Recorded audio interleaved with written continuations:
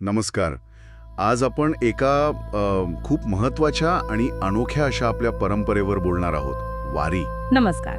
आपल्याकडे वारी, चालते देवालय, गातं मन यातून काही निवडक उतारे आहेत. तर म्हटलं याच आधारावर वारकऱ्यांच्या प्रवासाचा जरा मागोवा घेऊया. म्हणजे ते का निघतात, काय अनुभवतात, हो, पंढरपूरला पोहोचल्यावर काय वाटतं, ही फक्त एक यात्रा आहे की आणखी काही? निश्चितच.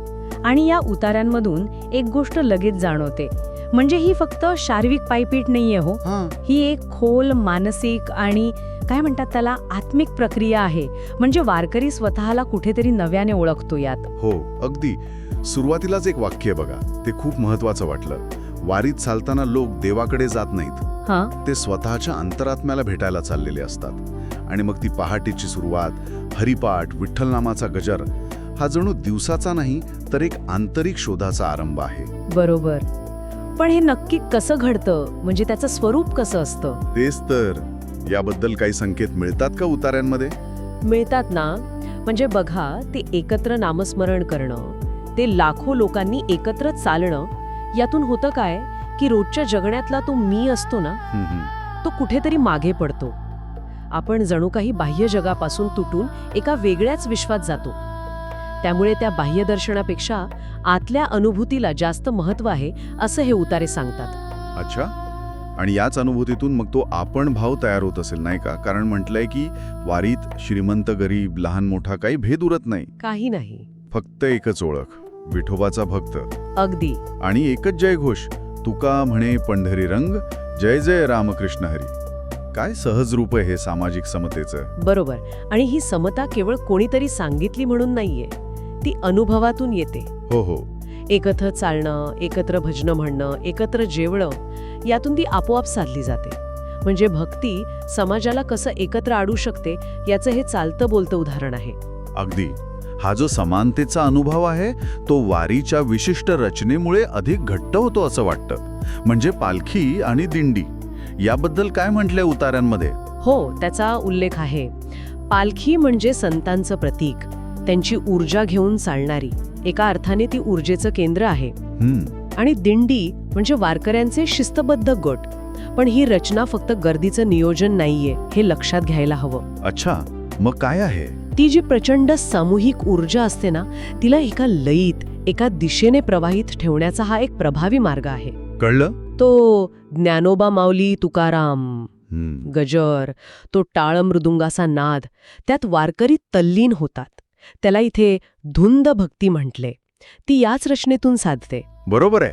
आणि या प्रवासातलं अन्नदान तेही विशेष आहे. म्हणजे पोहे, खिचडी, ताक हे साधं अन्न नाहीये. नाही, तो प्रसाद आहे असं वर्णन आहे. देणाऱ्याचं आणि घेणाऱ्याचं दोघांचंही मन विठ्ठलाच्या चरणी लीन, हरी बोल म्हणत मिळणारी तृप्ती, ती फक्त भुकेची नाही. खरंय, किती साध्या वाटणाऱ्या गोष्टी आहेत बघा या, पण श्रद्धेमुळे त्यांना किती वेगळं आणि उदात्त स्वरूप मिळतं. ही केवळ पोट भरण्याची क्रिया नाही राहत, ती एका मोठ्या श्रद्धेच्या साखळीतला एक महत्वाचा दुवा बनते. हो ना. मला अजून एक गोष्ट खूपच म्हणजे रोचक वाटली. रात्री चंद्रप्रकाशात चालणाऱ्या वारीचं वर्णन. हो. पांढरी शुभ्र वस्त्र घातलेले वारकरी, तो संथ पण भारलेला विठोबा विठोबा गजर. काय विलक्षण अनुभव असेल तो.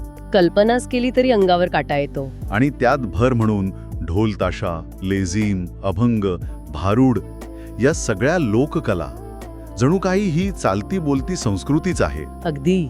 आणि नवीन पिढी त्यात सहज जोडली जाते परंपरेशी. बरोबर. हे सगळे अनुभव आहेत, ऐकण्याचे, बघण्याचे, त्या लयीचे, स्पर्शाचे. हे सगळं मिळून भक्तीचा अनुभव अधिक गहिरा करतात. ही केवळ धार्मिक परंपरा नाहीये, तर आपला सांस्कृतिक ठेवा जपण्याचा आणि तो पुढच्या पिढीपर्यंत पोचवण्याचा किती जिवंत आणि प्रभावी मार्ग आहे बघा हा. खरंय. आणि मग इतकी धूळ, ऊन, कधी पाऊस, थकवा, हे सगळं सहन करून जेव्हा वारकरी पंढरपूरला पोहोचतो आणि विठोबाचं ते पहिलं दर्शन घेतो, तेव्हा डोळ्यातून जे अश्रू येतात ते फक्त थकव्याचे नसतात म्हणे. त्यात भक्ती, समाधान, समर्पण सगळं असतं. हो, नक्कीच. ते अनेक दिवसांच्या शारीरिक आणि मानसिक कष्टांचं, त्या सामूहिक साधनेचं फळ असतं. ते साध्य गाठल्याच्या परमोच्च आनंद असतो तो. ती कृतार्थतेची भावना असते, जी शब्दात सांगणं कठीण आहे. बरोबर. थोडक्यात सांगायचं तर या उतार्यांनुसार वारी म्हणजे फक्त पंढरपूरला चालत जाणं नाही, नाहीच. तर स्वतःला विसरून त्या मोठ्या समूहात विरघळून जाणं आहे, श्रद्धेतून येणारी समानता अनुभवणं आहे, एका चालत्या बोलत्या जिवंत संस्कृतीचा भाग होणं आहे. शेवटी एका अभंगातून हे सारं कसं नेमकं व्यक्त होतंय बघा. पंढरीचा रस्ता काटेरी पण पावलांना थांबा नाही, विठोबाचं नाव घेतलं आणि दुःखाला पाय सुद्धा राहिला नाही. तुका म्हणे देवा तुझ्या चरणी आलो मी अखेरी, आता देही नको काही पायातच ठेवी पावन फेरी. वाह, खूप सुंदर. आणि हा अनुभव खरंच खूप महत्वाचा आहे. पण एक विचार करण्यासारखी गोष्ट आहे कोणती? की या सामूहिक अनुभवातून, त्या चालण्यातून, भक्तीतून जर मीपणा तात्पुरता का होईना गळून पडत असेल, तर वारी संपल्यावर पुन्हा आपल्या रोजच्या जगण्यात परतताना त्या अनुभवाचं नेमकं काय उरतं असेल आपल्यात? तो टिकवता येतो का? कसा? हा एक प्रश्न आहे ज्यावर विचार करायला हवा.